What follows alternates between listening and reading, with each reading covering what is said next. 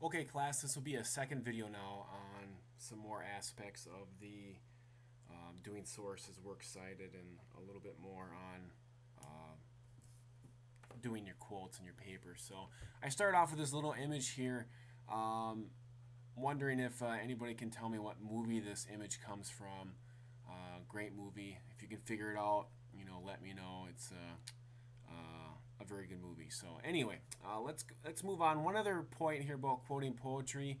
Um, under one of the documents in the week's material there under content, there are a couple other ways on how you quote poetry, how you quote lines of poetry. Sometimes you're going to use only part of a poem or part of a line or something like that. I'm not going to go over that here, but just to let you know, if you are quoting only a part of a line of a poetry or the middle of a line of a poetry or something like that, there are other variations on how to quote lines of poetry, and it's right there for you to use, and make sure that you use it correctly and just go over these examples. And again, if there are any questions, you can certainly ask me, but they give you all the variations there as well. So all right, so again, the reason why we give citations at the end of the quote, whether it's the using a line of a quote from a poem or from one of your outside sources, is that you're also gonna have a works cited page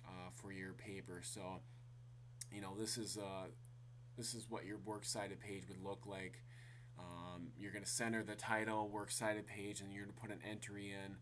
Your first line of your entry will be tabbed in once or 5 spaces, and then you'll tab it in twice if it goes to a second line, or 10 spaces. So your works cited page should look really nice. Our works cited page will probably be pretty small. It's only going to be we're only going to have 2 sources. You can have more than 2 sources if you want to. So the one source would be where you got your poem from, which would be one of the PDFs probably from our content, and the other source that you use would be one of your outside sources. So when you do works cited, make sure you do MLA format. Again, you can look up that information on Google and how to works cited a electronic source or a book or magazine or online article or stuff like that. So again, if you have any questions on how to do a works cited, you can certainly ask me. For example, if you picked Ann Sexton here, if you open up her PDF, it does give you the basic information here of the information that you would need to use to do a works cited. So again, wherever you get your poem from, most likely the PDF from our content page, you're going to get that information from that PDF hopefully. And again, if it doesn't, you can just ask me some questions and stuff like that. So your works cited will look like this. Again, it'll be pretty short overall. You put the name of the author, the title of the article, where it was published and stuff like that, and a URL, as well. So okay, so that's works cited, and a couple other notes about dealing with a works cited page and the sources that you're going to use for this paper. Just remember for this paper that you're going to use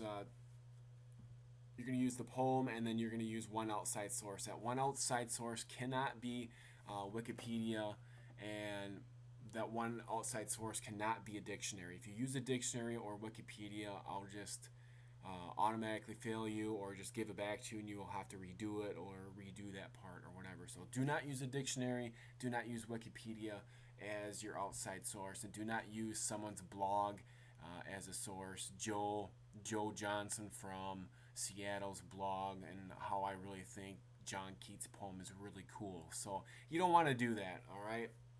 So just keep that in mind when you're working with your outside sources. You want to get something from the Century Library. So let's take a look at the Century Library here first. That's one of the places where you can try to find some type of information on your poem. Hopefully, if you've picked Anne Sexton or more of a popular poet like that, you should be able to find something. So if you go to the student homepage, you just click on current students, and once you get to current students, you'll get to library services, and you click on that.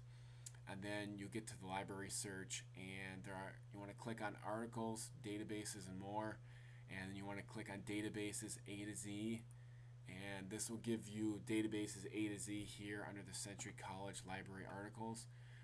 And this is where you're going to look for, to see if there's been some kind of article or some type of source that's been written on your poem or your author, or poetic elements, say imagery or foreshadowing or something like that. So you go on the databases and you go down here. Gale is one. That's one of the places you can go to, the Gale database. There are some other ones here. There is the MLA directory periodicals. That could be a possibility.